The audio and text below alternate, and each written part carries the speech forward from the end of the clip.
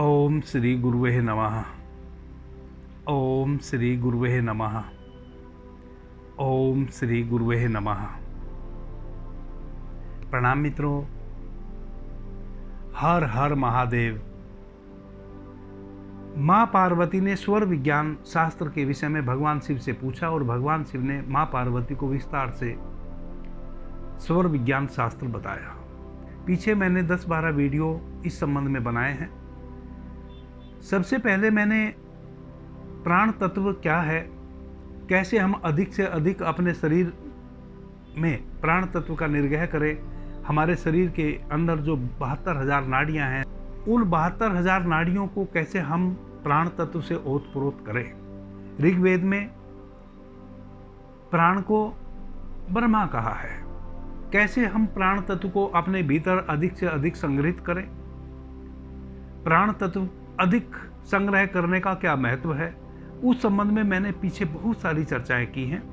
एक play list मैंने बनाई है, उसमें करीब करीब 10 से 12 वीडियो इस संबंध में अपलोड हो रखे हैं।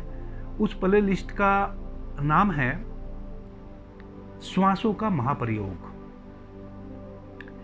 स्वर विज्ञान पे इधर हम चर्चा कर रहे हैं, इसकी भी मैंने एक प्ले लिस्ट बनाई है, शिव सर्वोदय विज्ञान।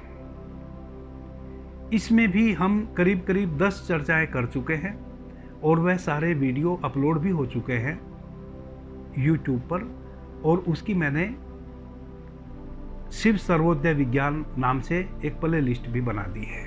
तो कई मित्रों के प्रश्न उठे हैं, क्योंकि होता क्या है कि कल वाला वीडियो किन्हीं मित्र ने देखा, उससे पहले के नहीं देखे, तो बहुत सारे प्रश्न उठते हैं। एक वीडियो में बहुत लंबी बातें बताई नहीं जा सकती हैं, क्योंकि स्वर विज्ञान बहुत ही सूक्ष्म है। धीरे धीरे मैं बताने की कोशिश कर रहा हूं। तो कई मित्रों की तो शिकायत यह है कि मैं बातें अधिक करता हूं और काम की बात कम करता हूं। मित्रों, इतना बड़ा विज्ञान है और आपको अगर 1 घंटे के वीडियो में चर्चा करके मैं बता दूं, मैं 1000% इस बात को मान सकता हूं कि 1% लोगों के भी पल्ले नहीं पड़ेगी बातें। ओरिजिनल शास्त्र तो अब कहीं बचा हुआ है नहीं। सर्वोदय विज्ञान की मुझे 5% नॉलेज है, 95% मेरे को भी नॉलेज नहीं है। लेकिन वह 5% जितना मैंने जाना है, उसको भी अगर मैं आपको विस्तार से बताऊं तो करीब 50 वीडियो 30-30, 40-40 मिनट के बनेंगे, तो मैं वह 5% आपको बता पाऊंगा। महर्षि चरण दास जी के जो अनुभव हैं, को मैंने अपने जीवन में धारण किया, ही मैं आपसे चर्चा कर रहा हूं। और बहुत सारे लोग स्वर विज्ञान पे चर्चा कर रहे हैं, जिनके पास समय का अभाव है, वो एकदम मुगली घुट्टी की तरह ही डोज लेना चाहते हैं सर्वोदय विज्ञान की, वो ले सकते हैं कहीं भी जाके। मैं तो बड़े धीमे धीमे विस्तार से चर्चा करूंगा, और 5% नॉलेज है मुझे केवल। उस 5% को बताने में भी मुझे करीब करीब 40 वीडियो बनाने पड़ेंगे, तब जाके मैं वह 5% बता पाऊंगा। अगर किन्हीं को 100% नॉलेज होगी तो करीब 1000 वीडियो वह बनाएंगे। अगर किन्हीं को 100% नॉलेज होगी, इस पृथ्वी पे कोई ऐसा व्यक्ति होगा, तो वह स्वर विज्ञान को आपको बता पाएगा।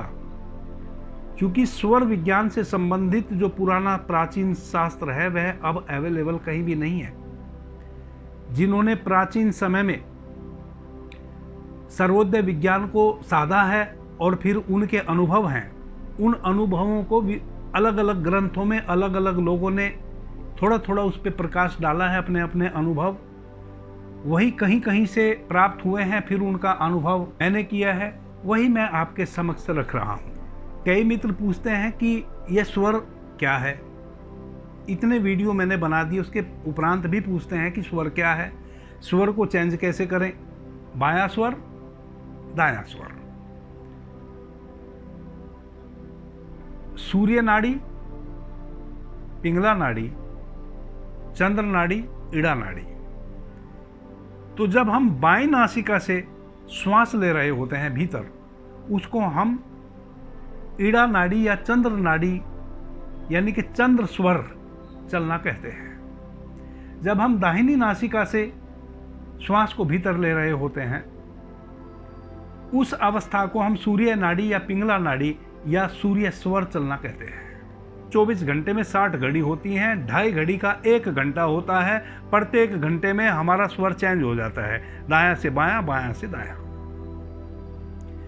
जब हमारा स्वर चेंज हो जाता है, अगर हम अभी दाहिनी नासिका से श्वास ले रहे हैं, सही 1 घंटे पश्चात हम बाईं नासिका में ट्रांसफर हो जाएंगे। दाहिनी नासिका से श्वास चल रहा हो और उसको 1 घंटा यानी कि 2.5 घड़ी हो गई हो, 2.5 घड़ी पश्चात 13 श्वास ऐसी चलेंगी जब हम दोनों नासिका से सम श्वास ले रहे होंगे, बराबर श्वास ले रहे होंगे। सहज रूप से हमें दोनों नासिका से भीतर श्वास आ रही होगी और दोनों नासिका से हम श्वास को बाहर छोड़ रहे होंगे। उस अवस्था को हम कहते हैं सुषुम्ना नाड़ी का चलना। बाईं नासिका से श्वास लेते हैं तो इसको हम चंद्र नाड़ी, ईड़ा नाड़ी कहते हैं। दाहिनी नासिका से श्वास लेते हैं, इसको हम सूर्य नाड़ी, पिंगला नाड़ी कहते हैं। और जब हमारी दोनों श्वास दोनों नासिका से बराबर श्वास चल रही हो, बराबर श्वास हम भीतर ले रहे हों, बराबर श्वास हम बाहर छोड़ रहे हों, उस अवस्था को हम कहते हैं सुषुम्ना नाड़ी का चलना। यही जो हमारे स्वर चलते हैं, इन स्वरों के साथ जब हम भीतर किसी भी स्वर से श्वास ले रहे होते हैं, उनमें जो 5 तत्वों से हमारा यह शरीर निर्मित है और 5 तत्वों से यह ब्रह्मांड निर्मित है, यह 5 तत्व, यह 5 एलिमेंट भी हमारे श्वास के माध्यम से हमारे भीतर निग्रह करते हैं। इन स्वरों को समझना और स्वरों में अपने तत्वों को समझना, कब पृथ्वी तत्व हमारे श्वास के माध्यम से भीतर आ रहा है, कब जल तत्व आ रहा है, कब अग्नि तत्व आ रहा है, कब वायु तत्व आ रहा है और कब आकाश तत्व आ रहा है, जो इन तत्वों को अपने स्वर में पहचान लेता है, उसी को कहते हैं कि स्वर विज्ञान सध गया। जिन मित्र को यह स्वर विज्ञान सध जाएगा, उन मित्र को शुभ अशुभ पे अपनी पकड़ हो जाएगी। आदरणीय मित्रों, जब भी कोई शुभ घटना हमारे साथ घटेगी, तब हमारा चंद्र स्वर चल रहा होगा और उसमें पृथ्वी या जल तत्व चल रहा होगा, तो समझ लीजिए कि इस क्षण हम जो भी कार्य करेंगे वह शुभ होगा। तो शुभ अशुभ फल का जो प्रभाव हम पे पड़ता है, वह इन्हीं क्षणों में पड़ता है।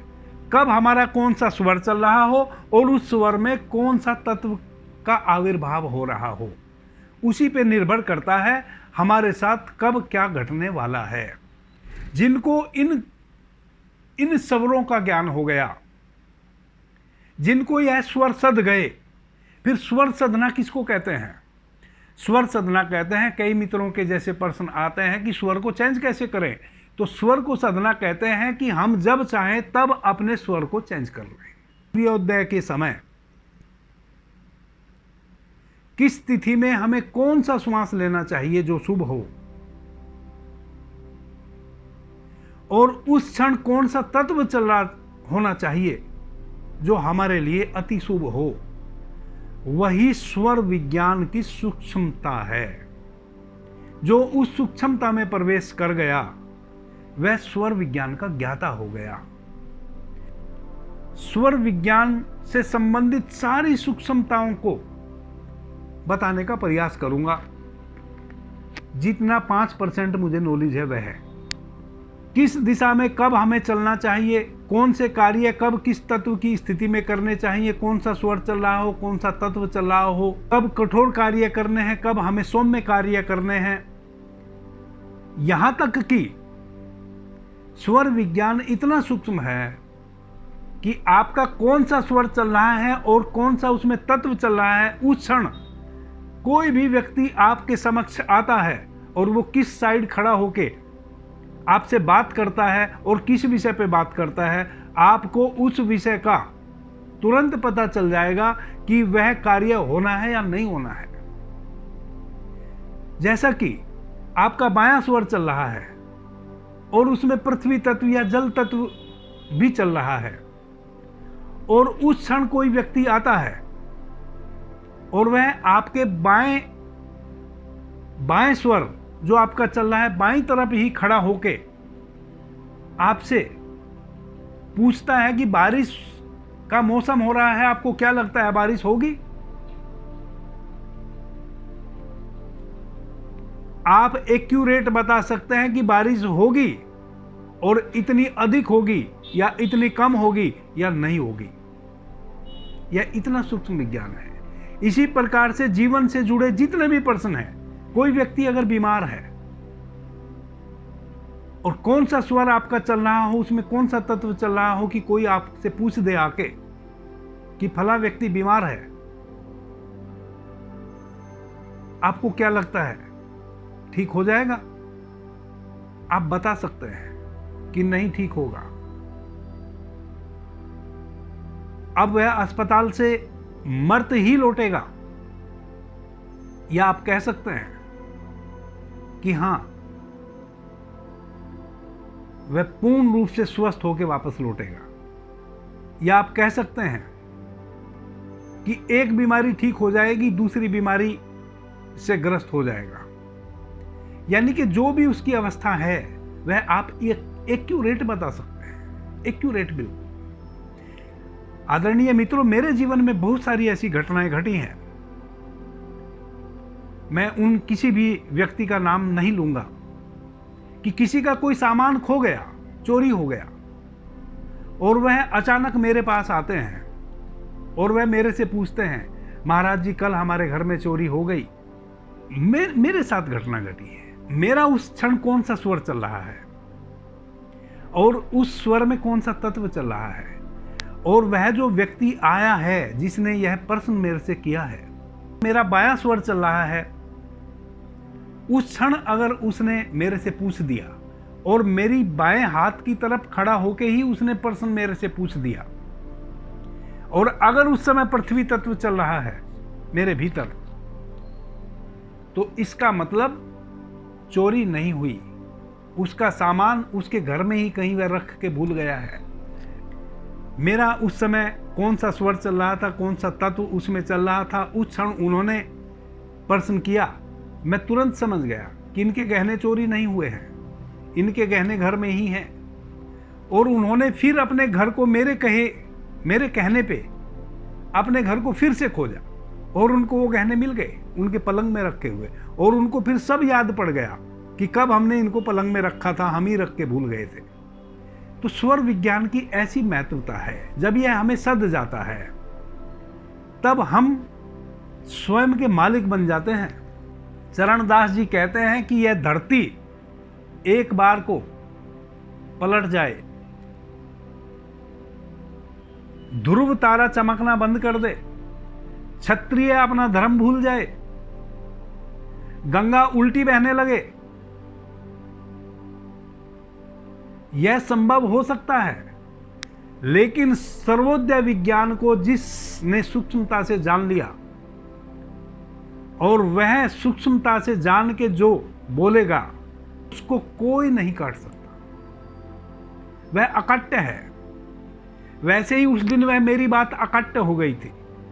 वह जिद कर रहे थे मेरे साथ कि नहीं, हमने अपने घर का एक एक कोना कोना छान मारा, कहीं कुछ नहीं मिला, निश्चित ही वह चोरी हो गए गहने। लेकिन मैंने भी डिट्टो करके कह दिया था कि जब भी मिलेंगे तुम्हें तुम्हारे घर में ही मिलेंगे, डर नहीं सकता। अगर आपको यह विज्ञान समझ आ गया, आपको अपने श्वासों में तत्वों का ज्ञान हो गया, तो यह इतना विस्तार है इसका, मैं वह सब आपके समक्ष लाऊंगा। आप धीरे धीरे एक एक बात को सुने, ध्यान से सुने, उसको साधें। अगर आपका मन चंचल रहा आप कभी नहीं साध पाएंगे। बहुत सारे मित्र कमेंट करते हैं कि आप बातें अधिक करते हैं, काम की बातें कम करते हैं। मुझे आज तक ऐसा कोई व्यक्ति नहीं मिला बस जिसको मैं कोई डायरेक्ट कोई बात कह दूं और वह उसी अनुरूप उसको समझ ले, ऐसा एक भी इंसान नहीं मिला। हल्की फुल्की बातों को ही आप बातों का बतंगड़ बना लेते हैं। मैं कहना कुछ और चाहता हूं, आप सुन कुछ और लेते हैं और फिर आप उसमें अपनी बुद्धि भी डाल देते हैं और वह कुछ का कुछ बन जाता है। और यह तो इतना सूक्ष्म और गूढ़ रहस्य है, और इसको मैं 1 घंटे में सब बता दूं और आप इतने समझदार हैं कि आप उसको सीख लेंगे। यह सब उत्कंठा है, उत्सुकता है। ऐसे लोगों को सिर्फ सुनने से मतलब होता है, उनको कुछ अनुभव नहीं करना होता है।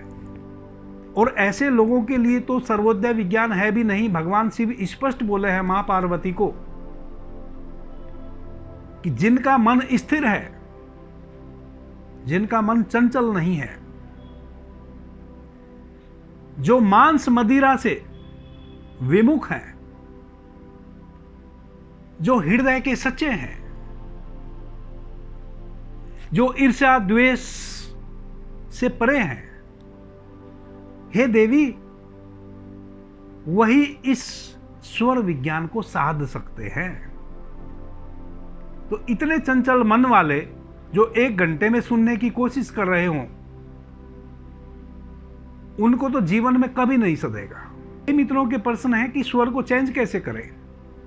स्वर को चेंज करने के कई तरीके हैं, और जैसे कि भगवान शिव ने कहा कि स्वर को, किसी भी बात को सुनना, समझना और उसको साधना, दोनों 2 चीजें हैं। तो यह श्वास बदलना भी जब आपको सध जाएगा, तब तो आप एक क्षण में अपनी श्वासों को बदल लेंगे।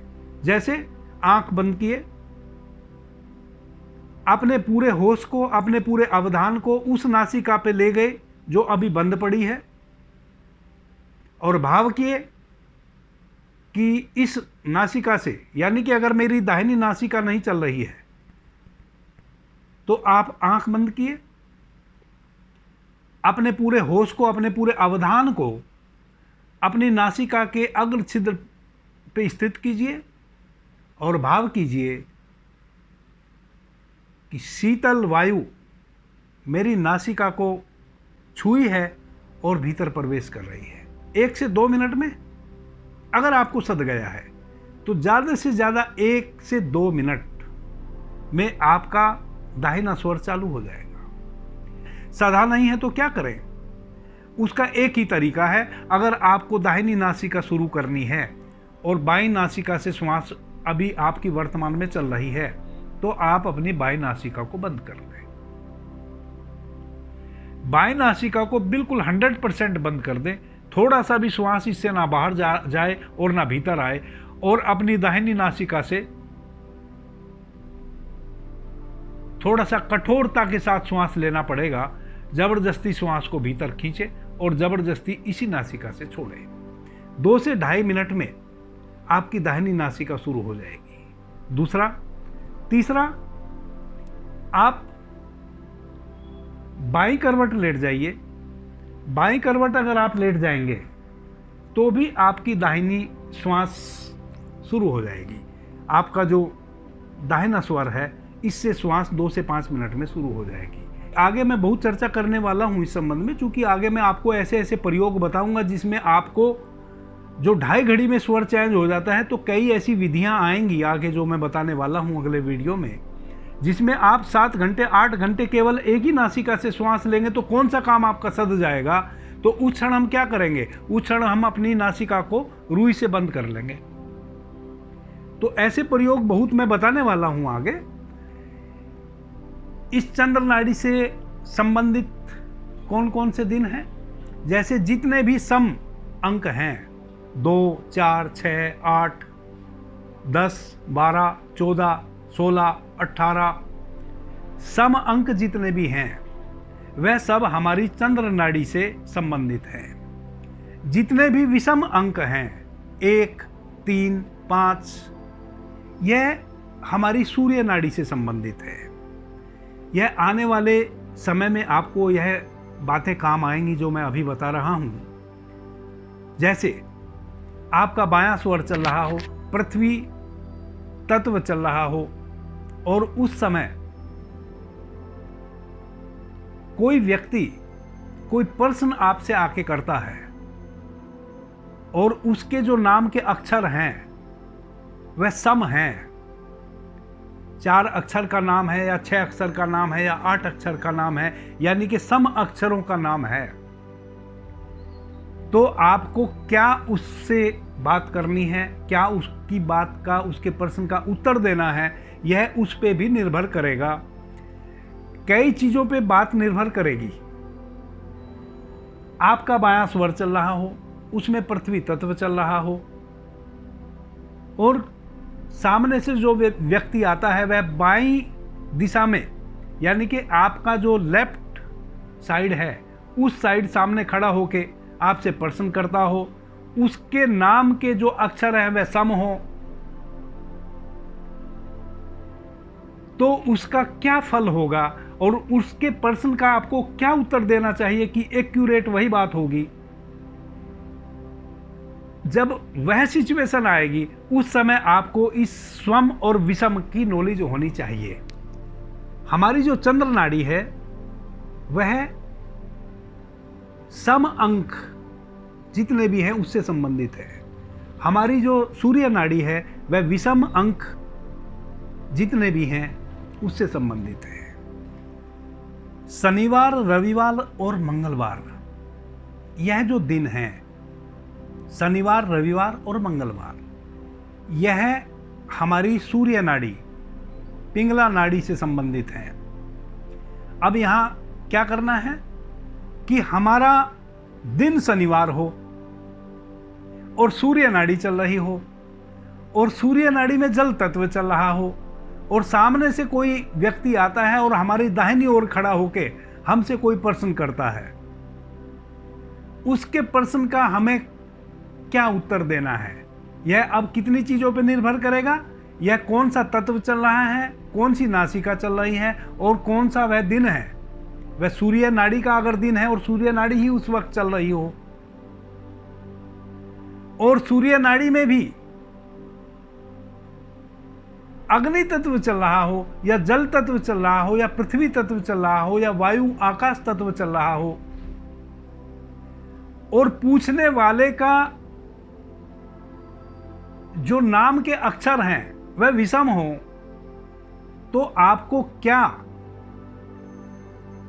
निर्णय लेना है जो आप एक्यूरेट निर्णय ले पाएंगे, यह इस पे भी निर्भर करेगा। इसी प्रकार से आपकी जो चंद्र स्वर है उसके जो दिन है वह कौन से हैं, सोमवार, बुधवार, बृहस्पतिवार और शुक्रवार। यह जो 4 वार हैं यह आपकी चंद्र नाड़ी से संबंधित है। अब सोमवार हो, बुधवार हो, बृहस्पतिवार हो या शुक्रवार हो, इनमें से कोई सा भी वार हो और आपका चंद्र स्वर चल रहा हो और उसमें पृथ्वी तत्व या जल तत्व चल रहा हो और सामने से आने वाला व्यक्ति आपके लेफ्ट साइड में खड़ा होकर आपसे प्रश्न करता हो और उसके नाम के जो अक्षर हैं वह सम हो, तो जो भी वह आपको पूछे उसका उत्तर आप यस में अगर देंगे तो वो यस में ही होगा। दुनिया की कोई ताकत उसको नहीं काट सकती, कोई ताकत दुनिया की उसको नो नहीं कर सकती, वह यस ही होगा। अगर आपने कह दिया कि हाँ यह कार्य ऐसे है तो वो वैसे ही है। यह है आपके सर्वोदय विज्ञान की ताकत। इसी को आपको समझना है, इसी को आपको साधना है। तो हमें कौन कौन चीज साधनी है। सबसे पहले अपने स्वर की पहचान, कौन सा स्वर चल रहा है कब। दूसरा, स्वर में तत्व की पहचान, कब किस स्वर में कौन सा तत्व चल रहा है। तीसरा, कौन सा दिन है। चौथा, उस दिन का अंक क्या है। जो कार्य आप करने जा रहे हैं वह कार्य के जो अंक हैं वह सम है कि विषम है। सम विषम वार तिथि, एक महीने में 2 पक्ष आते हैं, कृष्ण पक्ष और शुक्ल पक्ष। जैसे आज अमावस्या है, अमावस्या के अगले दिन शुक्ल पक्ष की प्रतिपदा कहलाती है। आज रात्रि अमावस्या है, कल की जो सुबह होगी वह शुक्ल पक्ष की प्रतिपदा की सुबह होगी। शुक्ल पक्ष की प्रतिपदा सूर्योदय से आधा घंटा पहले आप सजग हो जाएं, अपने बिस्तर पे बैठ जाएं शांति से। सूर्य में जब लालिमा आएगी, वह क्षण वह होता है जब आपके स्वर चेंज होते हैं। सुबह सूर्योदय के समय बाईं नासिका से आप श्वास ले रहे हैं तो वह शुभ है। द्वितीया के दिन, अगले दिन भी अगर आप बाईं नासिका से श्वास ले रहे हैं तो वह शुभ है। तृतीया के दिन भी अगर आप सूर्योदय के समय बाईं नासिका से श्वास पहला लेते हैं तो वह शुभ है। अब कई मित्र पूछते हैं कि 5 बजे जो व्यक्ति उठता है सुबह में या 4 बजे उठता है, उसका कौन सा स्वर चल रहा होना चाहिए। मुझे नहीं पता, कोई सा भी चल रहा हो, उससे कोई लेना देना मुझे नहीं है। मुझे लेना देना है शुक्ल पक्ष की प्रतिपदा के सूर्योदय के समय आपका कौन सा स्वर चल रहा है, वहीं से आपको अपने स्वर को ज्ञात करना है। आपको अगर स्वर विज्ञान में प्रवेश करना है तो आपको उस दिन का इंतजार करना है। जैसे शुक्ल पक्ष की प्रतिपदा, द्वितीया और तृतीया, आपकी बाईं नासिका से श्वास सूर्योदय के समय चल रहा है तो शुभ है। अगर शुक्ल पक्ष की प्रतिपदा, द्वितीया और तृतीया दाहिनी नासिका से आपका श्वास चलता है सूर्योदय के समय तो अशुभ है। आपको शारीरिक, मानसिक, आर्थिक सभी प्रकार के कष्ट होने वाले हैं, उसको आप नोट कर लें। अगर तीनों दिन लगातार शुक्ल पक्ष की प्रतिपदा, द्वितीया और तृतीया को सूर्य नाड़ी चलती है, यानी कि आप दाहिनी नासिका से श्वास सूर्योदय के समय लेते हैं, वहीं से आपका स्वर चेंज होता है, वहीं से आपकी स्वर की शुरुआत आप समझिए। तो आपके साथ बुरा ही बुरा होना है, शारीरिक तल पे, मानसिक तल पे और आर्थिक तल पे भी और सामाजिक तल पे भी। आपको समाज में भी अपयश मिलेगा, आपको आर्थिक नुकसान भी होगा, आपको मानसिक नुकसान भी होगा और आप शारीरिक रूप से भी बीमार पड़ेंगे। कब? जब शुक्ल पक्ष की प्रतिपदा और द्वितीया और तृतीया के दिन सूर्योदय के समय आपकी बाईं नासिका ना चल के दाहिनी नासिका से अगर आप श्वास ले रहे हैं, यानी कि कृष्ण पक्ष की प्रतिपदा, द्वितीया और तृतीया तीनों दिन लगातार अगर आपका दाहिनी नासिका से आप पहला श्वास ले रहे हैं सूर्योदय के समय तो यह शुभ है। अगर आपकी चंद्र नाड़ी चल रही है कृष्ण पक्ष में पहले 3 दिन तो आपको शारीरिक, मानसिक, आर्थिक और सामाजिक चारों प्रकार की हानि होना तय है। और जिन मित्रों को इन चीजों पे भरोसा ना हो वह शुक्ल पक्ष और कृष्ण पक्ष की प्रथमा का इंतजार करें, 3 दिन लगातार देखें। क्योंकि एक क्षण में तो आपका श्वास चेंज हो नहीं जाएगा, 2.5 घड़ी चलता है कम से कम श्वास। एक बार अगर आपका बायां स्वर शुरू हो गया तो 2.5 घड़ी चलेगा, यानी कि 1 घंटा। तो जब सूर्योदय हो रहा हो तो सूर्योदय होने में केवल 2 मिनट लगते हैं, लालिमा दिखाई देती है और 2 मिनट के अंदर अंदर सूर्य में किरणें आ जाती हैं। उस समय अगर आपको शुक्ल पक्ष की वह प्रतिपदा हो, सूर्योदय के समय बाईं नासिका से आपका स्वर चल पड़ा हो तो अति शुभ है। शुक्ल पक्ष की प्रतिपदा हो, बाईं नासिका से हमारा स्वर चल रहा हो और पृथ्वी तत्व भी चल रहा हो या जल तत्व चल रहा हो, सोमवार, बुधवार, बृहस्पतिवार या शुक्रवार का दिन हो, तो इस दिन सुबह सुबह जो भी संकल्प आप ले लेंगे, जो भी, दुनिया की कोई ताकत नहीं है आपके उस संकल्प को पूरा होने से जो आपको रोक देगी। किस दिन? फिर से सुन लो। शुक्ल पक्ष की प्रतिपदा, सूर्योदय के समय आपकी बाईं नासिका से स्वर चल रहा हो और उस समय पृथ्वी तत्व चल रहा हो आपके श्वास में या जल तत्व चल रहा हो, सोमवार, बुधवार, बृहस्पतिवार या शुक्रवार, इन चारों में से कोई सा भी दिन हो और जोन कार्य आप करना चाहते हैं उसके अक्षर सम हो तो उस कार्य से संबंधित उस क्षण जो भी संकल्प आप लेवेंगे, दुनिया की कोई ताकत आपके उस संकल्प को छीन नहीं कर सकती है। बुधवार को पृथ्वी तत्व, सोमवार को जल तत्व, यानी कि सुबह आप उठे प्रातःकाल और बुधवार हो और पृथ्वी तत्व आपकी नासिका में चल रहा हो, सोमवार हो तो जल तत्व आपकी नासिका में चल रहा हो, प्रातःकाल आप उठे और शुक्रवार का दिन हो और आपके स्वर में अग्नि तत्व चल रहा हो और स्वर कोई सा भी चल रहा हो, बायां चल रहा हो या दायां चल रहा हो,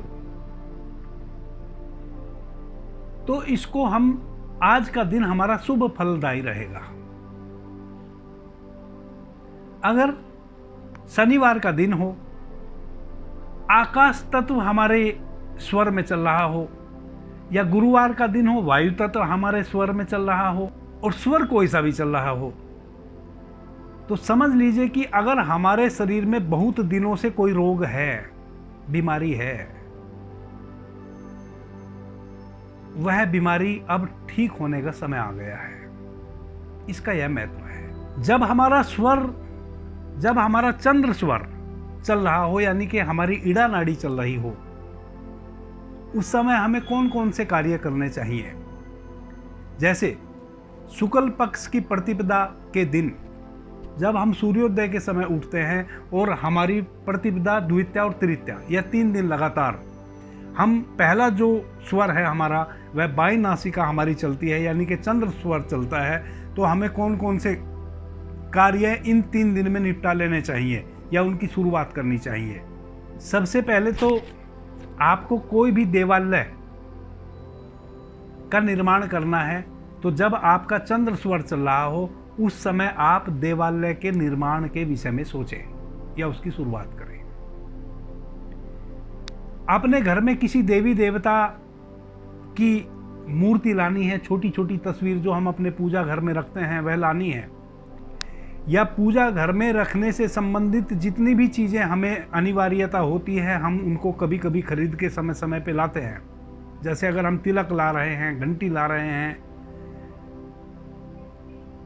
कच्चे सूत का धागा ला रहे हैं, जो भी पूजा सामग्री में हमें अनिवार्यता होती है चीज़ों की, या हम अपने घर के पूजालय में कोई सामान समय समय पर ला के रखते रहते हैं, उनको हमें परचेज उसी समय करना चाहिए जब हमारा चंद्र स्वर चल रहा हो, और जब हम उसको पूजालय में रखें उस समय भी हमारा चंद्र स्वर ही चल रहा होना चाहिए। नया बीज रोपित करना हो खेत में तो चंद्र स्वर जब हमारा चल रहा होना चाहिए तब हमें रोपित करना चाहिए। कोई भी पौधशाला हमें लगानी है, कोई भी धर्मशाला हमें बनवानी है, धर्मशाला में सहयोग करना है, दान देना है, किसी भी प्रकार का दान दक्षिणा किसी को देनी है तो तभी देनी है जब हमारा स्वर चंद्र स्वर चल रहा होना चाहिए। कोई दुकान खरीदनी है या दुकान में सामान भरना है या घर बनवाना है या महल बनवाना है या खड़ंजा बनवाना है, यानी कि रास्ता बनवाना है, रोड बनवानी है,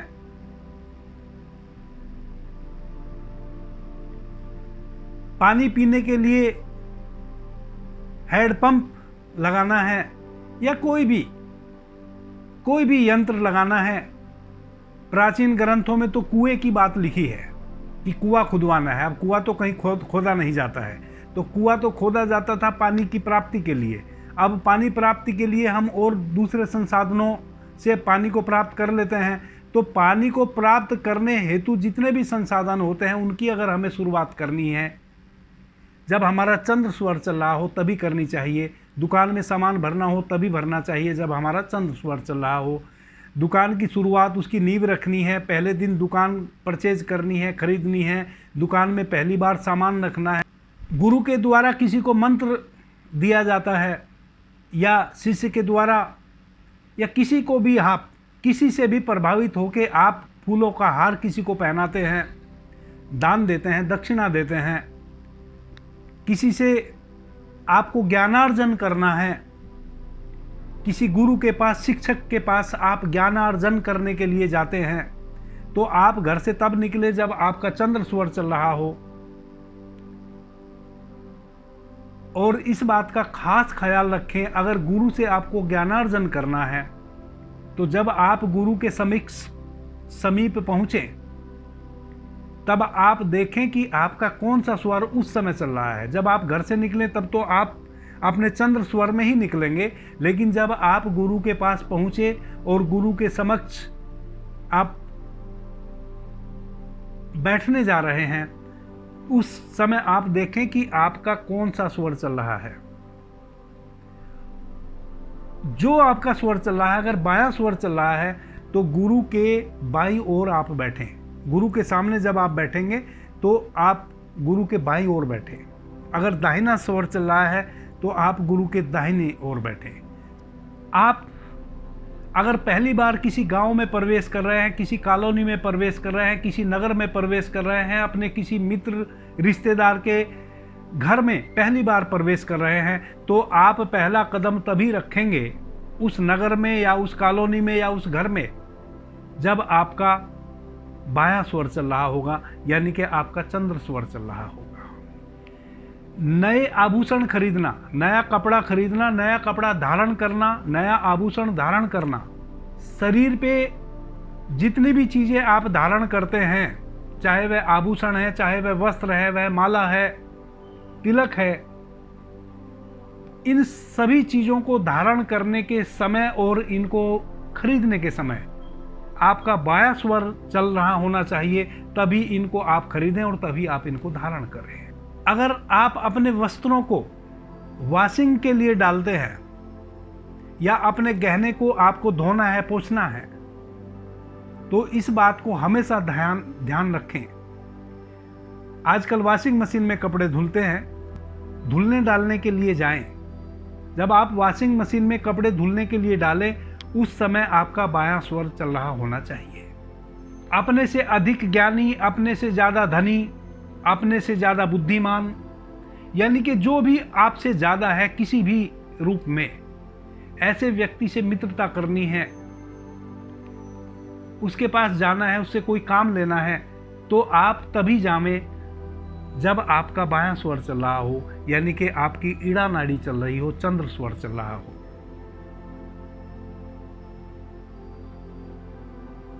अगर आपको बाग लगाना है, पहली बार किसी खेत को जोतने जाना है,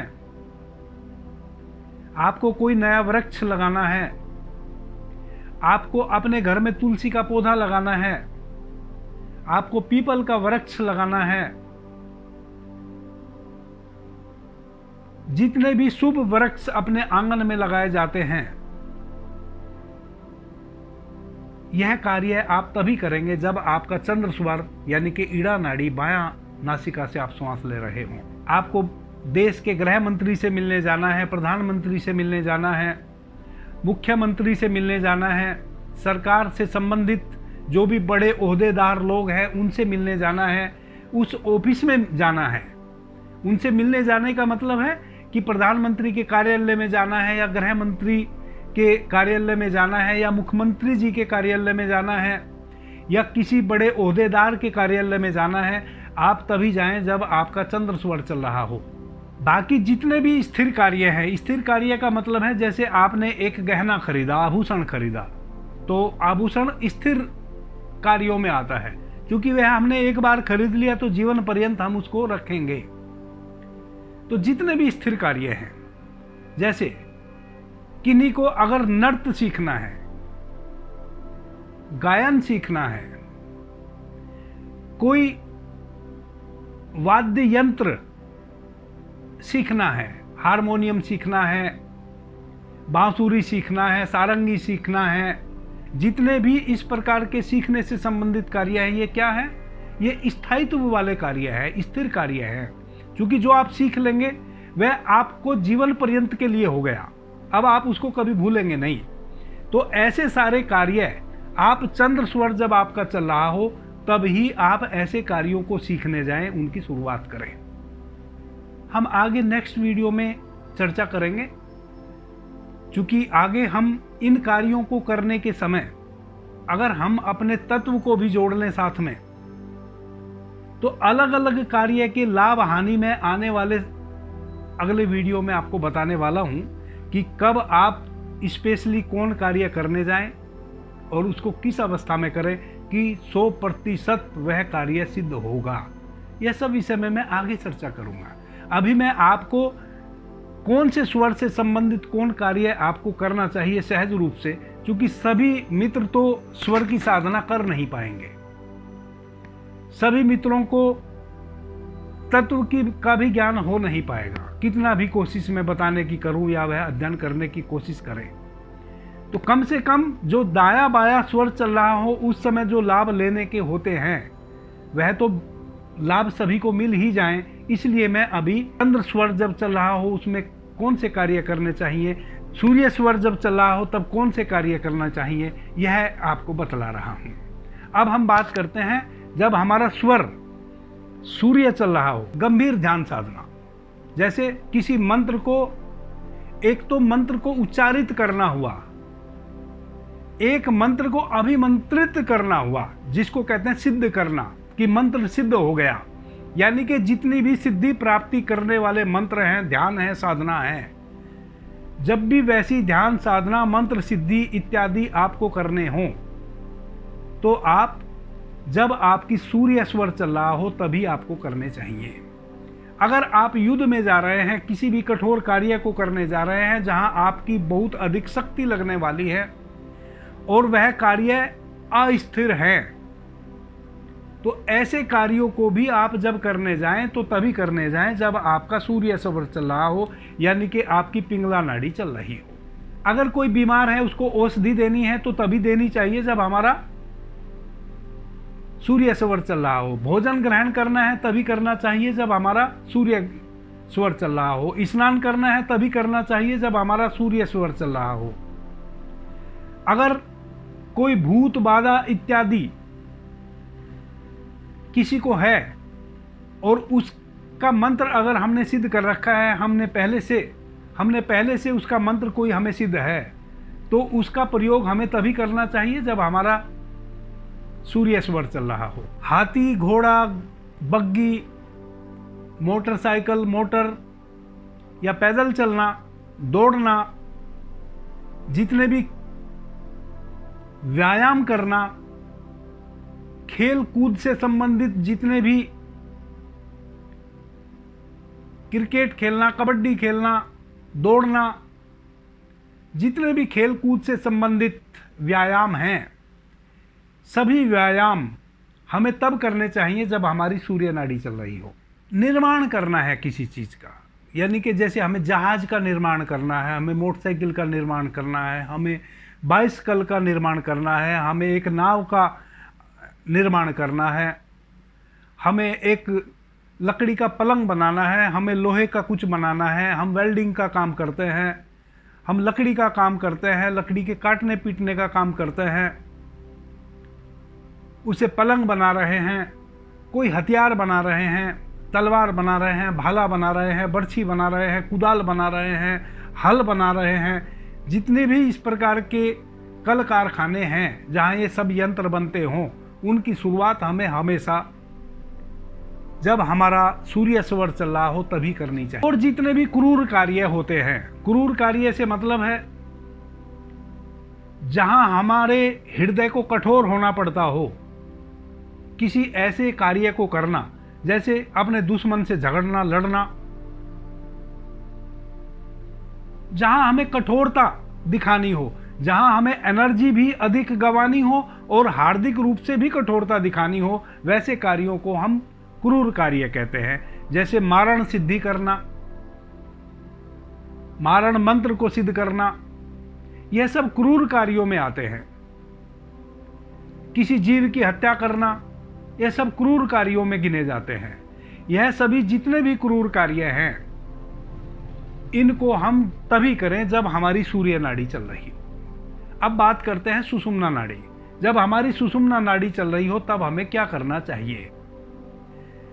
बायां से अगर श्वास हमारी अस्त होती है और उसका दाहिना स्वर में उदय होता है, उस समय हमारी 13 श्वास चलती है। उतनी ही देर नेचुरली हमारी सुषुम्ना नाड़ी चलती है। लेकिन अभ्यास करने से सुषुम्ना नाड़ी 2 घंटे, 5 घंटे, 10 घंटे भी चलाई जा सकती है, या और लंबे समय तक भी सुषुम्ना नाड़ी को चलाया जा सकता है अभ्यास से। जब हमारी सुषुम्ना नाड़ी चल रही हो, स्वभावतः चल रही हो या हमने अभ्यास करके उसको चलाया हो। जैसे मैंने त्रिनेत्र ध्यान विधि पे पीछे चर्चा की थी और मैंने कहा था कि सुषुम्ना नाड़ी के प्रयोग से कैसे हम अपनी कुंडलिनी को जागृत कर ले और अपने आज्ञा चक्र को एक्टिवेट कर ले, शिव नेत्र को, त्रिनेत्र को। जब हमारी सुषुम्ना नाड़ी चलती है, वह जो हम 13 श्वास लेते हैं, उस क्षण हमारी कुंडलिनी कुछ क्षण के लिए जागृत हो जाती है। उस कुंडलिनी को, अगर उस सूक्ष्म विज्ञान को हम समझ जाएंगे तो हम अपनी सुषुम्ना को अधिक देर तक चला सकते हैं। और उसका एक विज्ञान है कैसे हम अपनी कुंडलिनी से ऊर्जा को आरोहण करते हुए अपने सहस्त्रार तक ले आते हैं। वह विज्ञान भी मैं आने वाले वीडियो में बताऊंगा। तो जब आपकी सुषुम्ना नाड़ी चल रही हो, जब दोनों नासिका से आप सम श्वास ले रहे हो, दोनों नासिका से आपको बराबर श्वास बाहर जा रहा हो और बराबर श्वास भीतर आ रहा हो, वैसी अवस्था में चूंकि वह 13-14 ही श्वास चलते हैं, उस क्षण आप कभी भी कोई नेगेटिव बात ना सोचें, ना अपने विषय में सोचें, ना दूसरे के विषय में सोचें। उस क्षण अगर आप कुछ भी नेगेटिव सोच रहे हैं अपने संबंध में या दूसरे के संबंध में, वैसा हो जाने की प्रबलता है। वही वह क्षण होता है जब आपको सतर्क रहने की जरूरत है।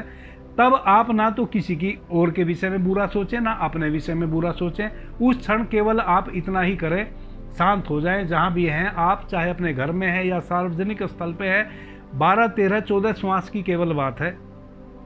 उस 12, 13, 14 श्वास तक आप बिल्कुल शांत और शिथिल बने रहें। भगवान शिव के पंचाक्षर मंत्र का उच्चारण करें। ओम नमः शिवाय, ओम नमः शिवाय, ओम नमः शिवाय, ओम नमः शिवाय, ओम नमः शिवाय।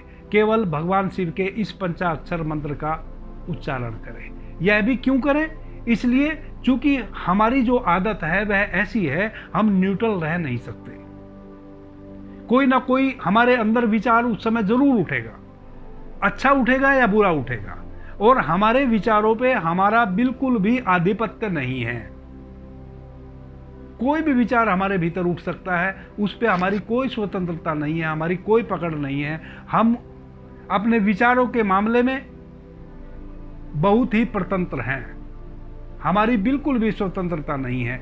इसलिए जब आपकी दोनों नासिका से सम श्वास चले, उस क्षण आप भगवान शिव के पंचाक्षर मंत्र का उच्चारण करेंगे। उसके भी आपको 2 फायदे मिलेंगे। जब आप भगवान शिव के पंचाक्षर मंत्र का उच्चारण करेंगे तो आज नहीं कल आप उस ओमकार की ध्वनि को अपने भीतर पकड़ लेंगे।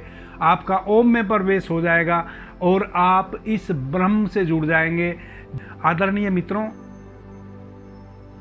बहुत सारे मित्र कहते हैं कि आपके वीडियो जो आप अपलोड करते हैं हमें नोटिफिकेशन नहीं आता है, जबकि उन्होंने बेल आइकॉन भी एक्टिवेट कर रखा है।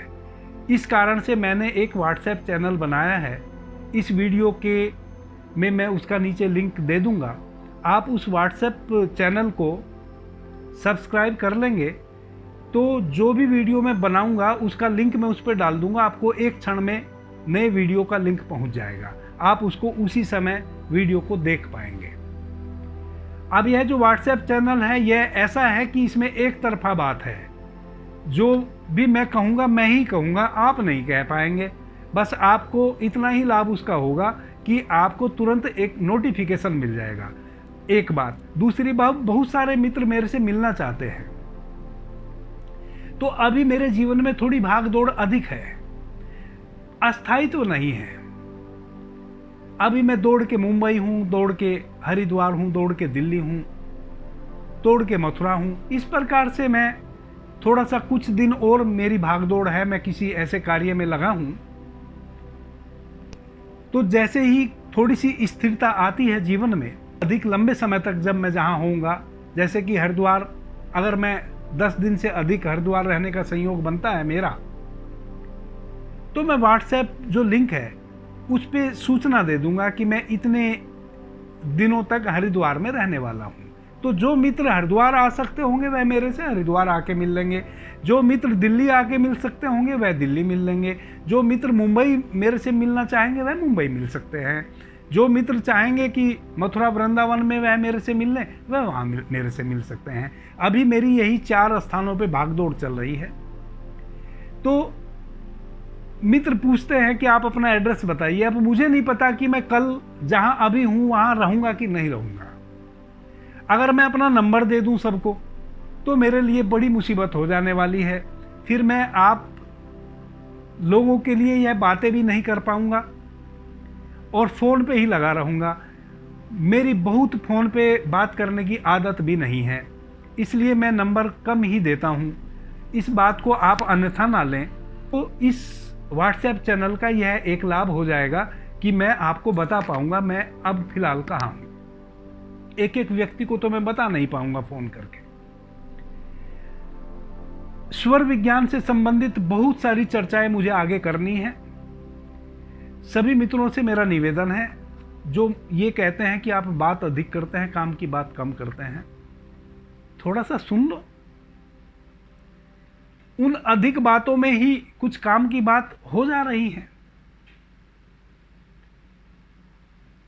इतने सेल्फिश आप भी मत बनो, मैं तो हूं ही नहीं कि सिर्फ आप मेरे से इंजेक्शन लगवा के अपना दर्द मिटाना चाहते हो। अब मैंने भाई प्रैक्टिस छोड़ दी। मैंने 18-20 साल यह भी कार्य किया है, इंजेक्शन भी लगाए हैं लोगों को, ध्यान साधना भी की है।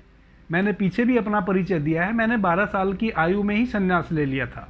उसके बाद अपनी संन्यास लेने के पश्चात अपनी एजुकेशन सारी प्राप्त की, BA MS किया, फिर एज ए डॉक्टर 18-19 साल प्रैक्टिस भी की, इंजेक्शन भी लगाए लोगों को।